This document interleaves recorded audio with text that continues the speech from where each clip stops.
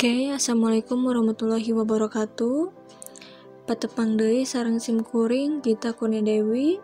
Di dieu simkuring baris medar perkawis bab anu aya dina buku paket Panggelar Basa ngeunaan carita babad.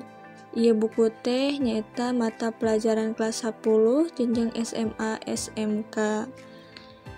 Ngarasa kolong tingkahna waktos urang lajeng wae kana materi ngeunaan carita babadna. Cik naon atuh ari anu dimaksud carita babad?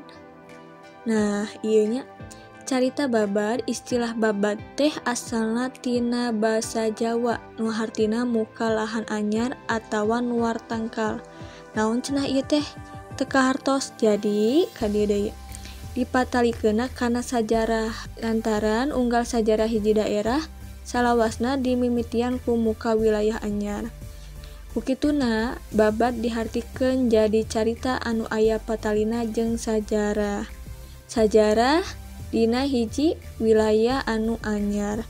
Jadi hiji wilayah tangtu manehanana kabentuk atawa kawangun ku ayana sajarah.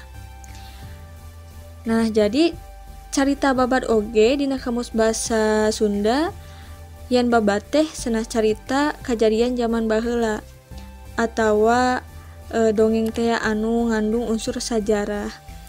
Tapi dongengna digolongkeun kana dongeng anu nyaritakeun kahirupan jalma di masyarakat jeung dina sajarahna.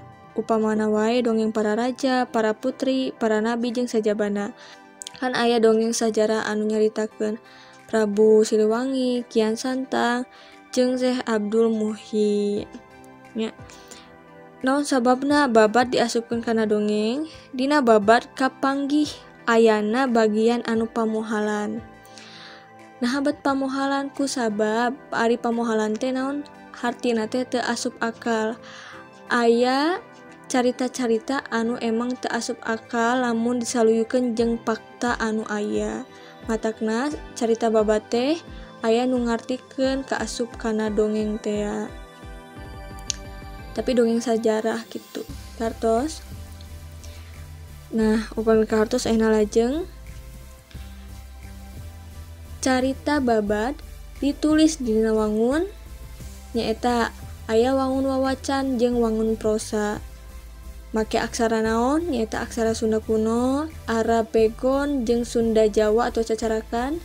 Tapi aya oge nu ditulis make basa Latin. Nah, ayeuna mah tiasa nganggo basa Latin kusabab urang ngarah tiasa atanapi babari pikeun maca ngeunaan sajarah babad anu aya. Teras salajengna judul-judul carita babad anu geus kasohor. Contona teh aya babad Cikundul, babad Bogor, babad Galuh, babad Sukapura, nya ieu aya di Tasik ya.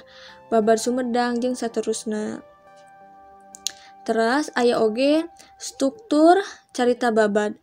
Aya 4 strukturna teh. Kahiji aya tema, ieu tema, aya amanat, aya fakta carita. Dina fakta carita aya ngawungkul 3 nyaeta palaku, latar jeung galur. Teras anu pamungkas aya puseur sawangan atanapi point of view. Naon anu dimaksud tema? Ari tema teh nyaeta inti pikiran atawa implengan pangarang inti carita.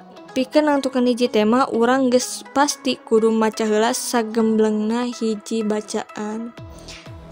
Teras anu kadua aya amanat. Amanat teh pesen anu hayang ditepikeun ku pangarang. Nya pesen amanat teh. Teras aya palaku, ari palaku teh nya tokoh teh, tokoh nu aya dina carita. Bisa jalma, bisa sato. Lamun latar patali jeung waktu atawa tempat. Teras lamun galur patali jeung alur atau plot atawa jalan caritana. Teras anu terakhir puseur sawangan.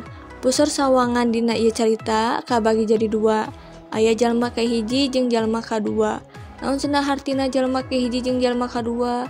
Upama jalma kahiji aya kecap kuring, upama jalma katilu manehna. Nya. Jalma kahiji kuring, jalma katilu manehna.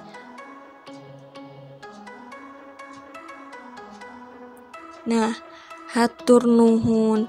Jadi dina materi carita babad mamung sakedik ya, tapi rereana teh hidup kedah maca carita babad anu aya di Indonesia, khususna nu aya dina suku Sunda.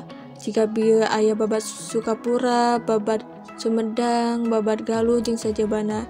Hidup tangtuna kedah remen maca carita babad, pikeun malurus sajarah-sajarah nu aya, pikeun maluruh sajarah asal tempat nu aya teh kumaha kajadian baheula teh.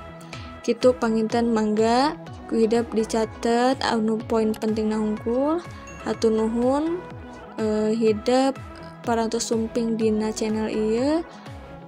Hatur nuhun sakali deui. Cag, wassalamualaikum warahmatullahi wabarakatuh.